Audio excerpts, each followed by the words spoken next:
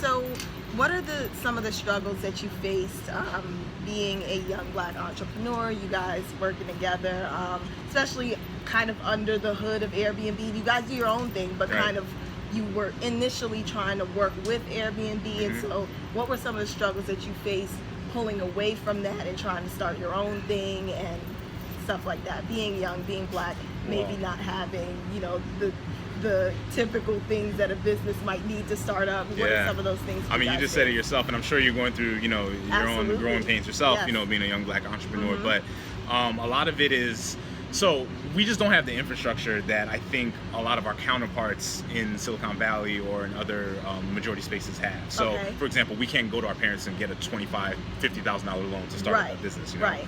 And that's one of the challenges that we face. Okay. Our networks just aren't not what they are.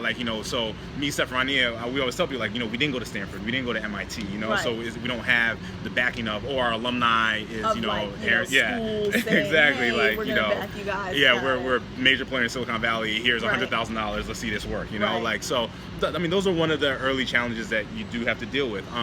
Another challenge just being a young Black entrepreneur is, again, your market. So now you're talking about investors, so when we go in front of investors and talk, there's certain, I think, biases that majority society come in with, certain questions like, do Black people even travel? That's the kind of thing that and it's a question where it's where you want to be duh, but a lot of people unfortunately do not see us as travelers. They don't see us as people that really affect the market, and we absolutely are one of the highest consumers in everything, in every little market, in everything.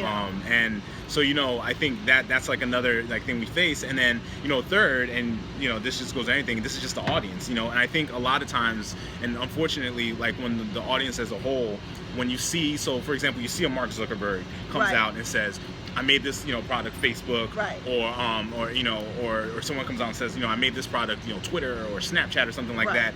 People tend to give it a chance. They tend to be like, oh wow, look at these brilliant guys, look at what they're doing. Look at this problem they're solving, something like that. For when we're trying to start something, I'm just There's talking now across the board, just as Black people, it's kind of in general, not even just if the technology we write, but did they think this through, or And then also it comes from not only other people. I've noticed it also comes from us too. Unfortunately, we criticize each other to the point where it's do they really know what they're doing and whatnot? And that's unfortunately a cultural thing that I hope that we can grow out of, and that I'm hoping that with more Black-owned businesses like you guys coming up, that we can start to see, yes, there is progress in Black-owned business. Yes, we can stand behind them and support them. Absolutely.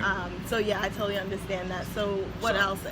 Other than those two kind of big things, the funding, and then also kind of the general consensus of young Black entrepreneurs, what are some of the other things that you face as a struggle? So then after that is just growing the business, So, a big thing we're doing now is, in kind of our business model, is we have people who rent their homes to strangers, and in our communities, I'm talking about the Black community, that's kind of taboo, I have an aunt right now that has a place, and I'm like, hey, put your place on Noirbnb, and she's like, I don't know if I want people in my house, that's kind of a struggle. But a big thing of what we do, one of the big pillars actually of Noirbnb, is education. And when we say education, we're not just necessarily talking about educating people on financial independence or how you can make money from Airbnb, but we're talking about everything around it, the safety, around what you should expect when you're renting a place on Airbnb, you as a user, what you can expect, so opening our minds to traveling to places that are kind of unfamiliar, and opening our minds to traveling places that are familiar. So those are the challenges that so far we're working our way through, but it's good. We can't complain. Good. Yeah. Have you been able to work with some of the Airbnb hosts that might be interested in also hosting their properties on Airbnb? Okay. Yes, absolutely. Cool. In fact, Rania, one of our co-founders, is a huge Airbnb host. So she's using her exactly, place, of course. So she's in those networks as well.